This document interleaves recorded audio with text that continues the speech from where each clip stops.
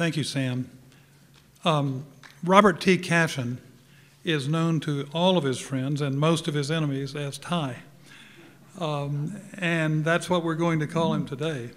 Ty is professor of history at Sam Houston State University in Huntsville. He was the co-editor with Jesus Frank de la Tea of The Human Tradition in Texas.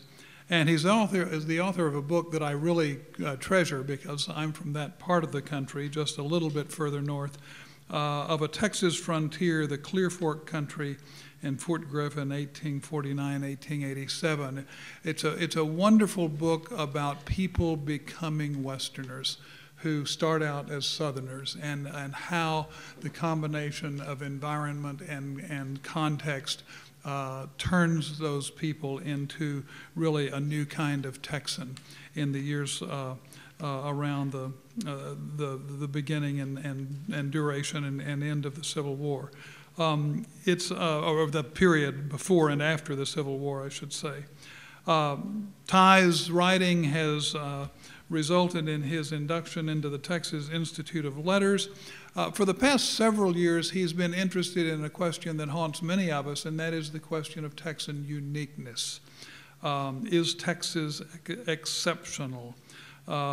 He wrote, any of us who subscribe to the Western Historical Quarterly also get a special deal, that is getting it free, the Montana Magazine of History.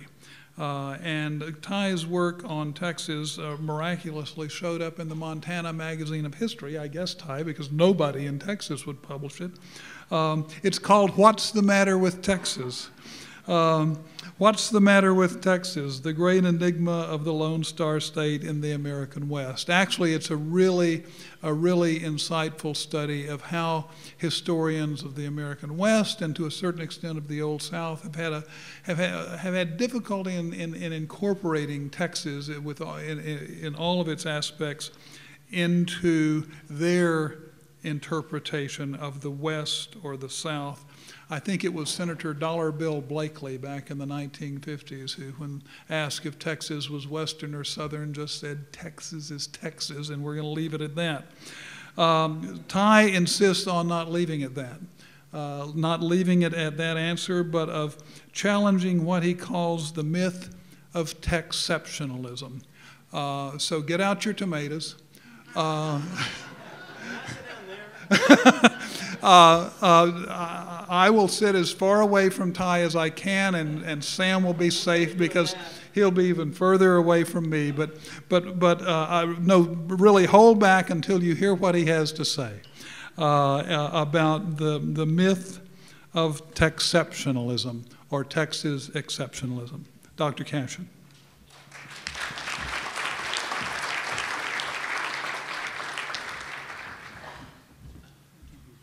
Well, thank you for the introduction, Jim. And before I begin, let me take just a second here to acknowledge the good work of the Friends of the San Jacinto Battleground for the good work that they do in preserving the legacy of this signal event in Texas history. I'll set my water here so I've been known to be a spiller from time to time. But I don't have a PowerPoint, but I do have a prop. I'm kind of old school here. So I'd like to share this with you. It's my print entitled San Jacinto, Spring Day, by a promising young artist named Van Jones, who died tragically young before he got famous. But like most art, it's idealized. It's minus the industrial defects of rust and derelict junk. In fact, if you get on Google Earth, this scene would look much different than it does here.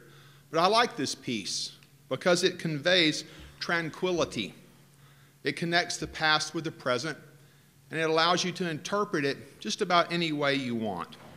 When my mother first saw it, she said she remembered watching them build this monument when she was a little girl. She lived on a farm in Sheldon, not far from the San Jacinto Monument, and not having electricity. She said what fascinated her was the little red light on top of the monument, that she would just stand there and stare at it for a long, long time. But I also have a print of the Alamo that I didn't bring. My best friend gave it to me when I got my PhD back in the day. And it's not idealized. In fact, it's a transmogrified version of McArdle's Dawn of the Alamo that would make that nightmarish scene look idealized. My friend's view of the Alamo, though, is like that of most true Texans, pretty much one-dimensional. I've since set him straight. No doubt, though, this is one crowd that can appreciate the Alamo and all its complexities as an iconic representation of the universal struggle for freedom. It belongs not just to Texas, but to the world. No doubt, too, that you're familiar with the sarcophagus nearby and the inscription that says Thermopylae had its messengers, the Alamo had none. Well, despite such poignancy and prominence, for Texans, there's another battle that's all their own, the one we're here today to commemorate. That said, consider this Texas brag.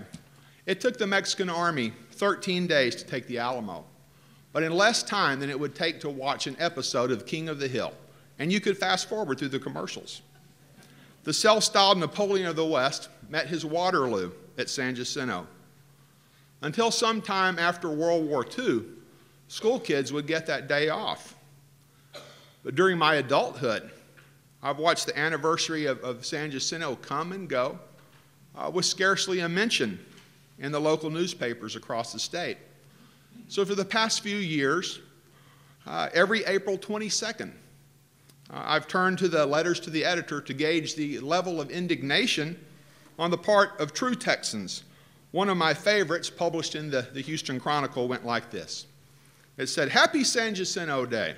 How come I didn't see you recognize the Texans who fought for your freedoms?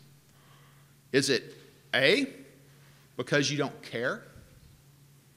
B, you don't know your history? Or C, you are afraid it will anger your Hispanic readers?" Well, as a classroom professor who throws together many a multiple choice quiz, let me tell you, I've found that the best questions usually involve a correct answer in the range of choices. So with that aim in mind, let me add a fourth. You like that? My students like that. Let me add a fourth and correct selection, and it would be D. Texans no longer have a usable past. You allow that to sink in for a minute. Here's where the tomatoes come out. But before you throw any, let me suggest that we've not lost our regard for the freedom that San Jacinto represents. Far from it. You know, when you stop and think about it, my gosh, if the anniversary of vanquishing a ruthless dictator like Santa Anna, who threatened to run our Tejano and Texian forebears from the land or bury them under it, if that doesn't make you want to run outside and pop a few firecrackers, there's not just a whole lot about our 19th century past that we can openly celebrate. So, let me ask you, how come we don't? Well, quite simply, it's because the traditional history that has so long represented the usable past that Texans embrace is not so usable anymore. I'll explain this at length, but for now, consider this.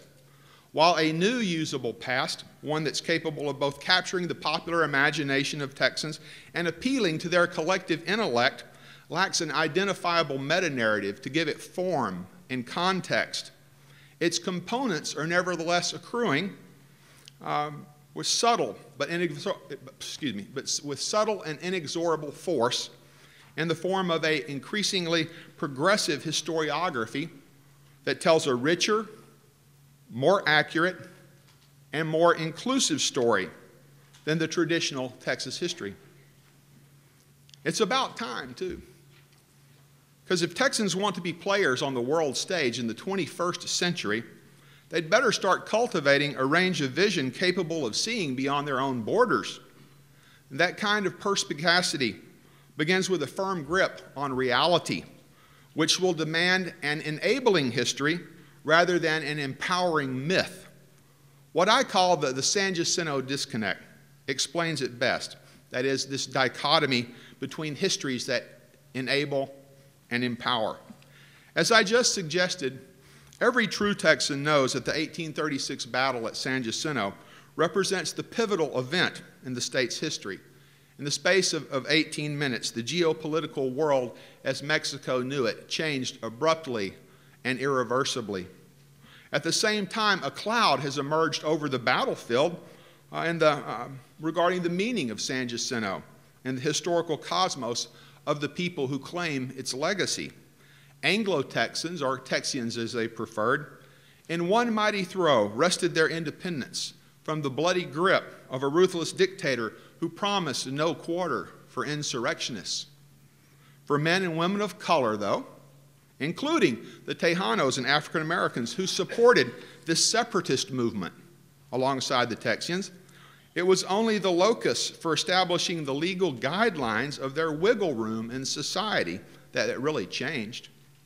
The generations-long toil to gain the same liberties and freedoms that the Texians secured in one fleeting moment represents a cause that only recently has become regarded by reflective minds as universally American.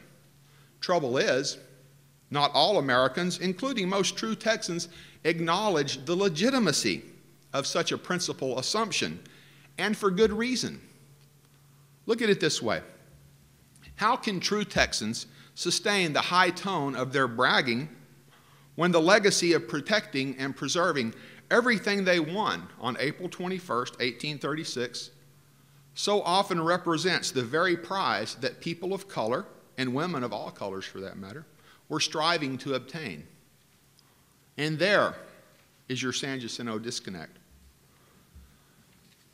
The duality in the way Texans approach their history would really not be much of a contest if anyone outside of Texas gave more than a passing attention to Texas history. As you heard Jim Crisp say, if you keep up with historiography of the American West and the South, you'll know that Texas plays little part in those regional histories where at one time it played a prominent part.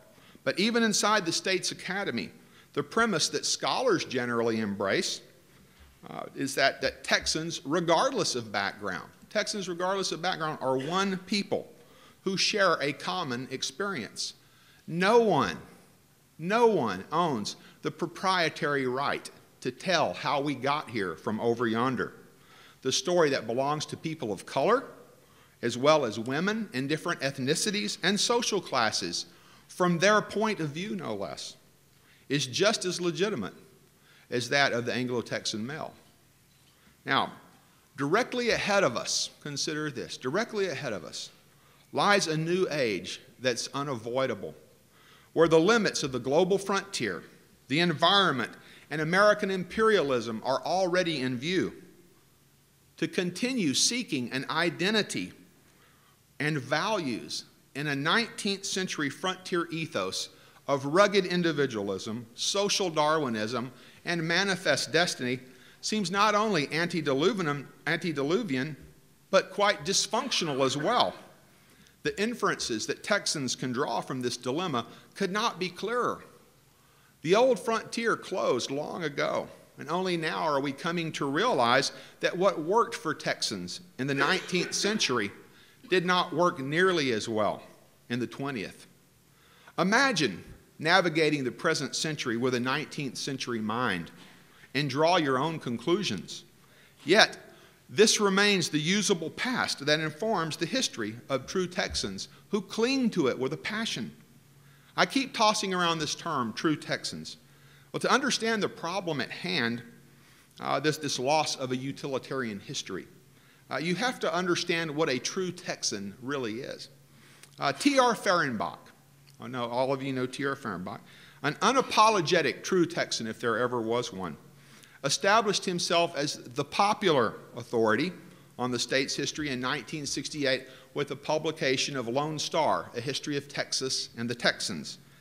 In Fehrenbach's estimation, Anglo-Texans who arrived during the 1820s quickly found themselves besieged by enemies on every side and became locked in a winner-take-all endurance contest.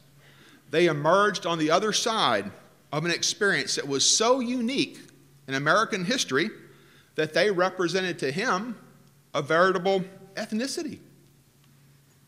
Now, we don't have time to set this in the context of American exceptionalism, but if you stick a T in front of the term exceptionalism and you let your mind wander a little bit, well, you'll get a general idea of what exceptionalism is. Fehrenbach declared that his true Texan represented the perfection of the old American stock, who wrested, quote, who wrested the land from the wilderness, the Indians, and the Mexicans. Now, this unique breed of American presented a stark contrast to Indians and Mexicans, and presumably by his omission from this rationale, African Americans, who could never be true Texans by his measurement.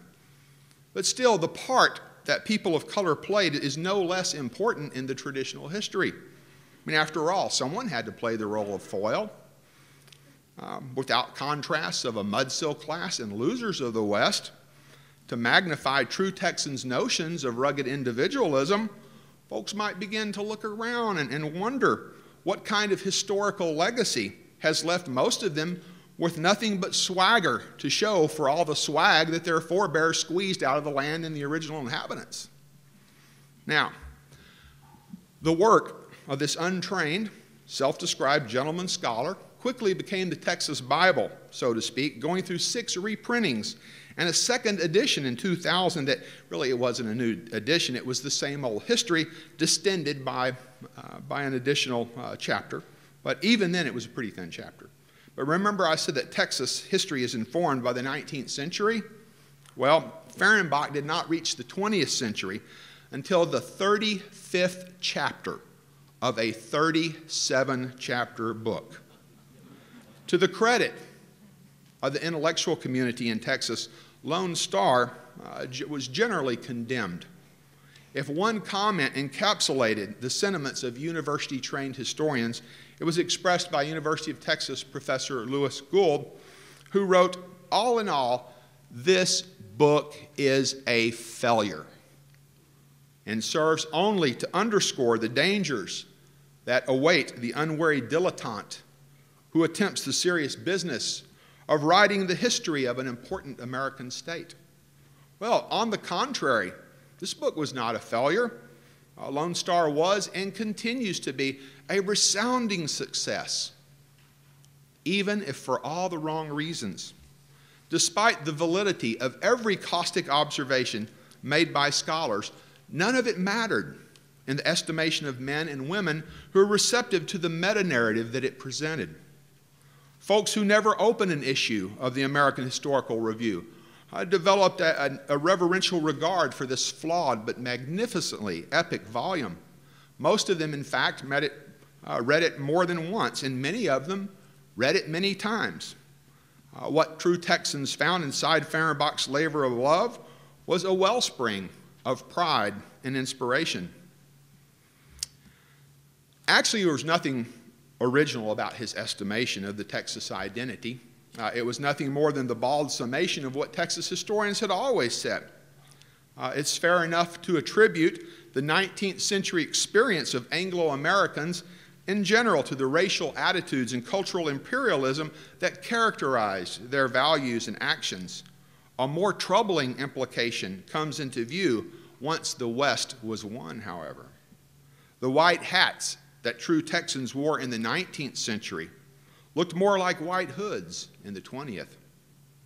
In the tradition Sam Houston tried, but failed, to establish in the 19th century, there were always plenty of Anglo-Texans of conscience who actively supported social justice throughout the 1900s, but their social and political heritage does not evolve from true Texans, as Fehrenbach made clear. In another publication, he snarled that, quote, virtually all the political and social reforms of the 20th century, including civil rights and feminist movements, have been forced down the Anglo-Texan throat.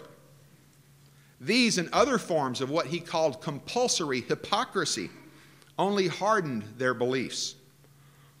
You know that the 20th century begins on page 632 in Fehrenbach's 719-page narrative history of the state. Suddenly makes a heck of a lot of sense.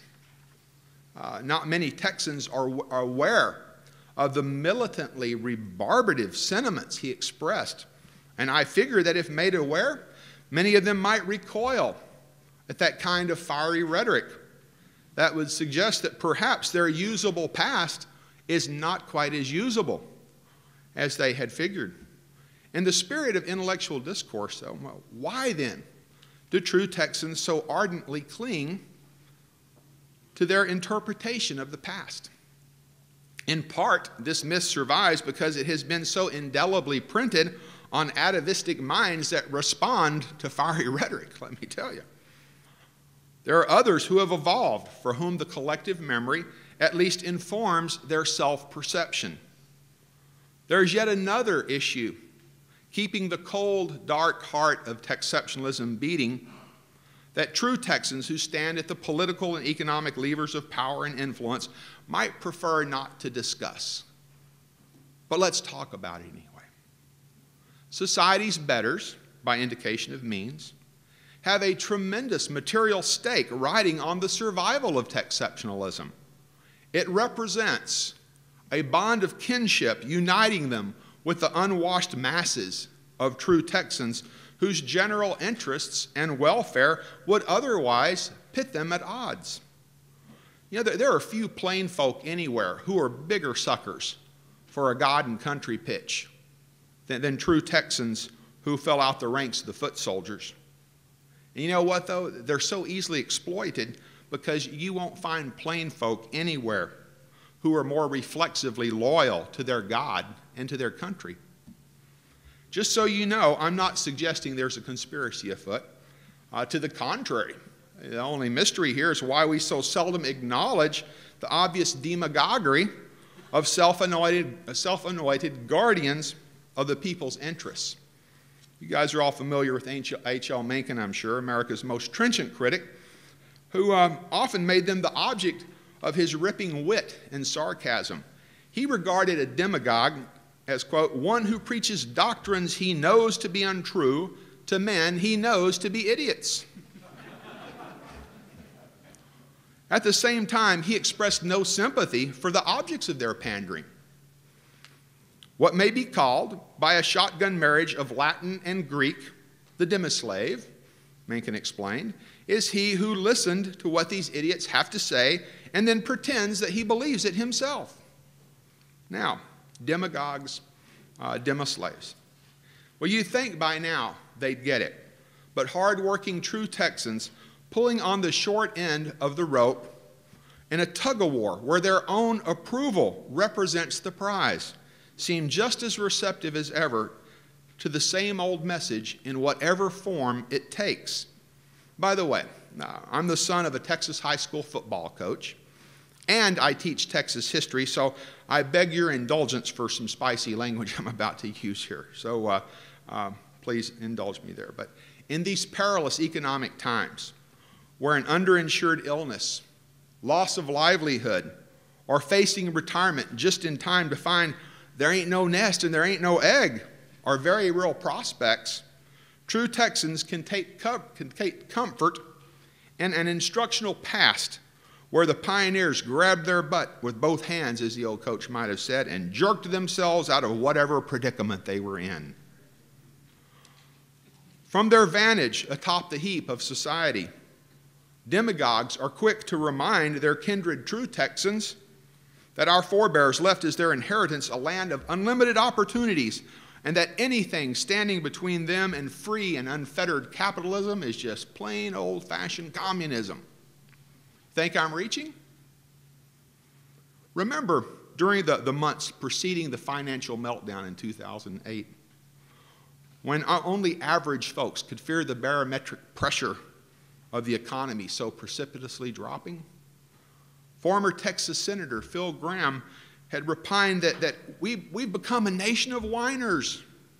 Translation, grab your butt with both hands and start jerking. Scarcely a couple of months later, Graham's phlegmatic former colleague on the other side of Washington's big top, Tom DeLay, went on a talk radio program and sized up then Democratic presidential candidate Barack Obama. Quote, hey, I've said it publicly and I'll say it again. Unless he proves me wrong, he's a Marxist. Translation, Anything standing between me and free and unfettered capitalism is just plain old communism. Now, if you're wondering what all this has to do with Texas history and San Jacinto, it has everything to do with Texas history and San Jacinto. Put yourself in the place of the Texas demo-slave and consider what too many doses of reality might do to your mind and your mood. When confronted with a snapshot that contradicts your big picture, it's only natural to make it fit by rationalizing a credible scenario or just declaring it an anomaly. You certainly would not abandon your understanding of the past on the evidence of an occasional challenge that gives you pause. How many times, however, could you continue to cavil until you reach a point where you finally realize you've been humbugging yourself, as the old populace might have expressed it? It is the collective memory of the true Texan that informs the demagogue's mantra. We, the products of persistence and rugged individualism, must join forces against the threat du jour. Well, in the long view, that threat has taken the form of Mexicans, of Indians, of Negroes, of communists, of liberals, of feminists, and terrorists. Did I leave anybody out? Well, all kinds of things. Through time. I mean, and you know what gets me? Talk about your disconnects. I thought as a Texan, we're supposed to be the roughest, toughest people on the planet. But by this measurement, I think that if we're afraid of Mexicans and Indians and Negroes, that maybe we're not quite as rough and tough as we thought we were. Well, that said, the bête noire for true Texans pulling on the long end of the rope is the prospect of reaching a critical mass that represents the fatal dose of reality, leading true Texans pulling on the short end of the rope to let go abruptly. If that day arrives, the social and political order as we know it will be up for grabs. You think history is not a powerful thing. It's very powerful.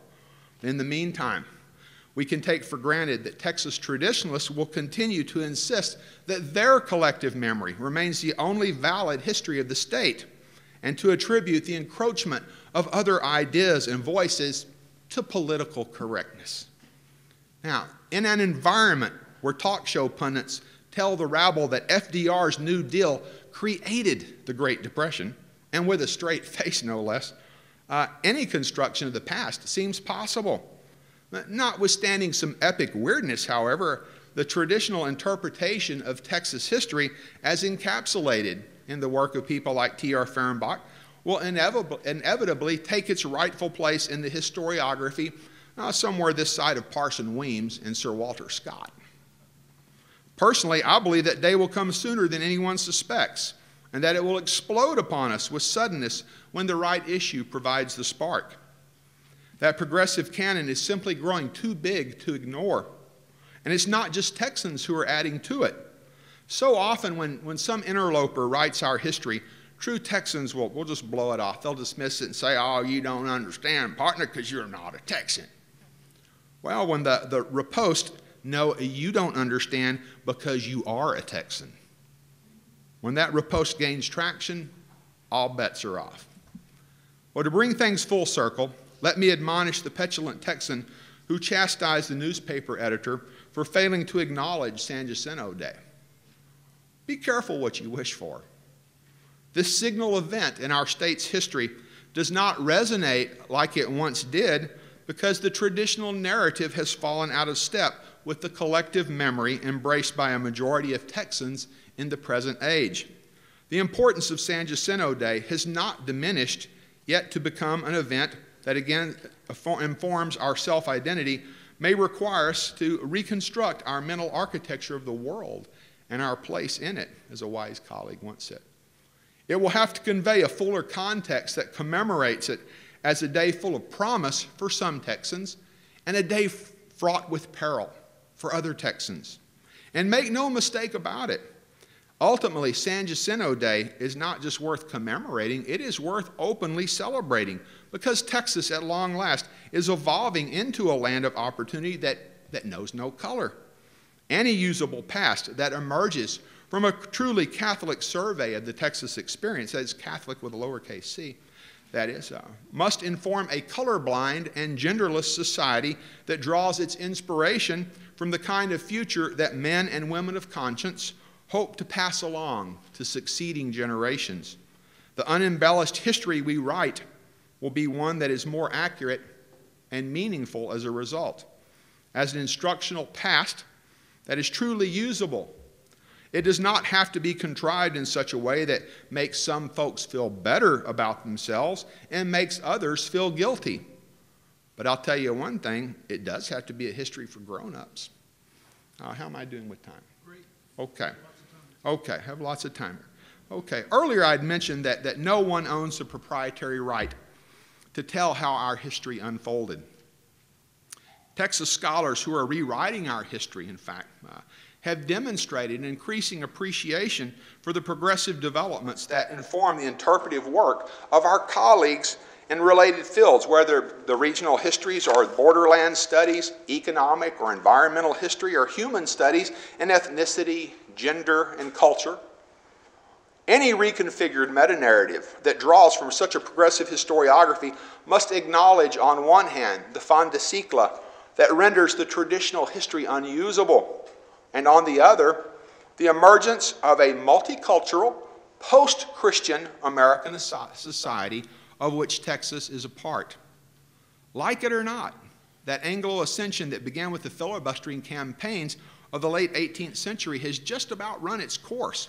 And rest assured, though, that a transformation no more portends Anglo-Texan subjugation by ethnic Texans any more than Christianity will be replaced by paganism. It merely means that when I talk about this multicultural, post-Christian American society of which Texas is a part, it merely means that others count and that Christianity is losing its monopoly, if not its followers, in an otherwise Christian society.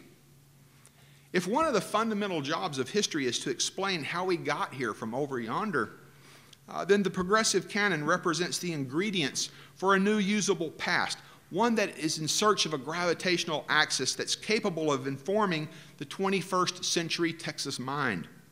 If that's not quite clear, consider that Texceptionalism's center of gravity is represented by the Texas Revolution and the 19th century frontier. For the sake of argument, let's say that the focal point for a new meta-narrative will revolve around the social, economic, and political changes emerging from World War II that transformed Texas into the modern place that it is today. The Revolution and the 19th century frontier in this new meta-narrative have not lost their importance. Matter of fact, they remain important in explaining the provenance of traditional values. But they are only one side of a multifaceted experience. Now, I'm not advocating the politicization of our history. I mean, why would I have to? I mean, merely proposing an alternative to the traditional meta-narrative will be received by Texceptionists like a declaration of war. Folks, you think that the State Board of Education's hearings in Austin last year were more fun than going to the circus? Man, just wait. A new usable past that actually possesses the form and context that it presently lacks, one that captures the popular imagination of Texans and appeals to their collective intellect, will expose Texceptionalism as a Potemkin republic resting fitfully on a crumbling foundation that is incapable of supporting the weight of its own words. Who knows? Perhaps opening up a new frontier or a new front in the discourse of our nation's culture war might finally engage our colleagues in other fields. Well, let me conclude by proposing to you that American history is in crisis right now. American historiography, that is, not American history, American historiography is in crisis. And by extension, so too are the subfields that inform our past, including Texas history. Now, from where I'm standing, I see three ways out. I see the kind of tops-down history that Daniel Walker Howell gave us that kind of outlines some of the elements of a new meta-narrative. The second way out is to listen to the voices of some of these scholars working in the subfields and hope that they can help lead the way out. The third option is to gut our educational system, reducing our past to teaks that inform the iconography that deludes true Texans into advocating secession and keeping them ignorant enough to believe that such an option is legal. Well, to challenge to channel my Moravian great-grandfather, John Yechmenik, a native Texan of the old republic, who farmed the land outside of Fayetteville, Texas, and founded the Brethren Church there, as he might say, "Smelt vishim hovno hlavo." God bless Texas and Sam Houston. Thank you.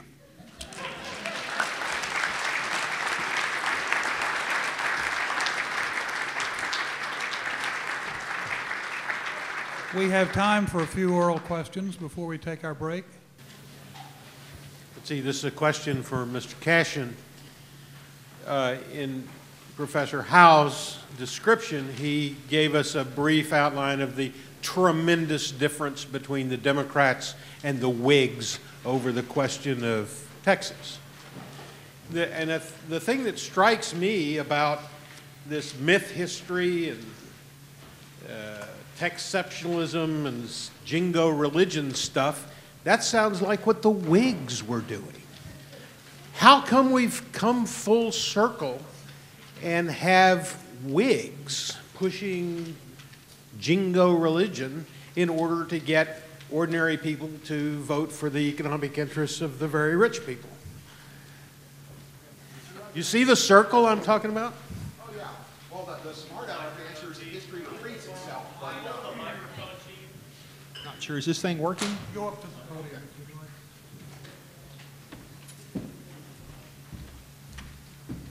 Like I said, I think the smart aleck answer would be to say, history repeats itself, but I know you want a serious answer. But may I defer to you to answer that, Dr. Howe? I think it's better, might be better expressed by my more experienced and far more distinguished colleague. Since we have an expert on the Whig Party here. Yeah.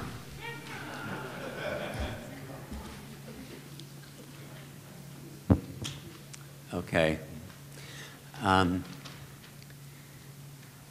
The amazing thing about the American political parties, if you compare the mid-19th century with today, okay, let's assume that the Republican Party are the heirs of the Whig Party because that's how it worked in most of the country, that is, except in the South.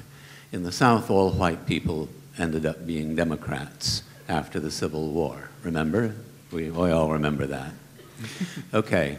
But in the rest of the country, the former Whigs became Republicans. The former Democrats remained Democrats. Okay? Now, throughout the 19th century, the Democrats were the party of laissez-faire. Keep the government small, pay off the debt if you can. Andrew Jackson paid off the national debt. But it was rapidly incurred thereafter. That's the only time in history that we haven't had a debt. But at the end of the 19th and beginning of the 20th centuries, a great shift occurred in the party's policies and programs. Starting in 1896, the Democrats embraced big government for the first time, William Jennings Bryan's run for the presidency. So for a few years at the beginning of the 20th century, both parties were in favor of big government intervention in the economy. That was true of both the party of Woodrow Wilson and the party of Theodore Roosevelt, okay? But then, shortly after the First World War, the Republican Party began to pull back from big government. It became the party of laissez-faire, the party of little government. And, of course, the Democrats went on to implement the New Deal and become all the more emphatically the party of big government. So the parties had swapped positions. But the funny part of it is the parties didn't change their constituencies for the most part. That is to say, the Whigs and the early Republicans had been the party of business people, more affluent people, and the Democrats had been the party of the lower income people. And that remained true even after the parties had swapped positions. The only really big change was that the black people switched from being almost all Republicans to being almost all Democrats. That occurred after the New Deal. The New Deal succeeded in detaching that segment of the Republicans' constituency, putting it into the Democrats' constituency. Okay, well, so today and then, of course, since the civil rights legislation, the South, which, remember, had been unique in all the white people were Democrats, well, that changed too, and the white people divided, and some of them became Republicans, so that Southern politics is more like the rest of the country than it used to be. I feel that this is a step toward understanding the question posed by the previous speaker. I don't know whether the previous speaker will regard it as an answer, but it seems to me a constructive step toward an answer. Okay. And you know what, really, that was a perfect example of that term meta-narrative, too. I threw that around, but meta-narrative, by definition, is a little story that tells, that allows you to tell a bigger story. And so basically what he gave you is an encapsulated umbrella or an outline around which you can, or a skeleton which you can attach the sinew and the meat and the flesh. And so anyway, thank you. Let me just add one thing, and that's something that's come up again, come up in the last couple of years here. Two of our most prominent politicians in Texas have suggested that Texas has a special relationship with the federal government. As I said a year or two ago in a 10-minute interview on Chris Matthews' Hardball show, Tom DeLay said 5 times that the treaty between the United States and Texas, which brought Texas into the Union, gave Texas certain special rights. There was no treaty. The only treaty of that kind signed between Texas and the United States went down in flames before the United States Senate. What brought Texas into the Union, as Dr. Howe said today, was a law, a federal law passed by Congress, by a majority of the House and the majority of the Senate, and signed by the President. There was no treaty. And the same thing has been suggested by Governor Perry in a press conference in which he says Texas has certain special rights with regard to the state's relation to the federal government. They tried that once.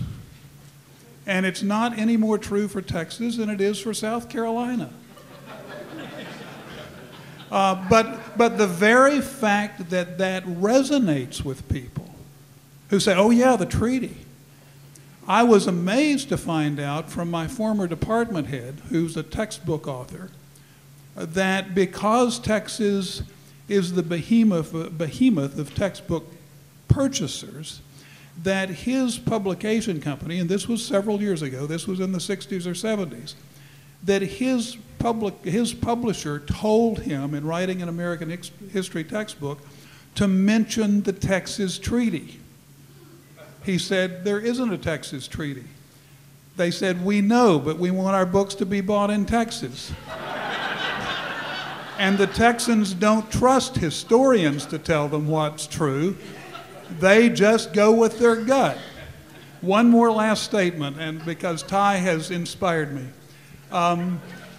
we did a movie a few years ago about Jose Antonio Navarro for PBS, WGBH Boston, and we brought in one non-Texan, Harry Watson, from the University of North Carolina at Chapel Hill, to be our kind of American history expert, to tell us the background of Jacksonian America. And as we were having dinner over in Chapel Hill with the producer, Joseph Tavares from San Antonio, and those others of us who were talking heads in the PBS documentary, Harry said, Jim, can you maybe explain Texas politics and Texas culture to me in a nutshell? And I said, yes, I think I can. Where I grew up, if you ask a Texan a question, he won't tell you what he thinks. He'll start his answer with this. Well, I feel like, and then he will tell you what he feels like. And it comes from the gut. It comes from feeling. It doesn't usually come from a rational answer. Now, I realize this is a broad brush that paints a lot of people unfairly, but I'm convinced that for much of our state and much of our culture, and I go back to Henrietta as often as I can, and I see it in the media as well as among my friends and neighbors, I think that there is a very strong strain of gut feeling when it comes to both history and politics in Texas.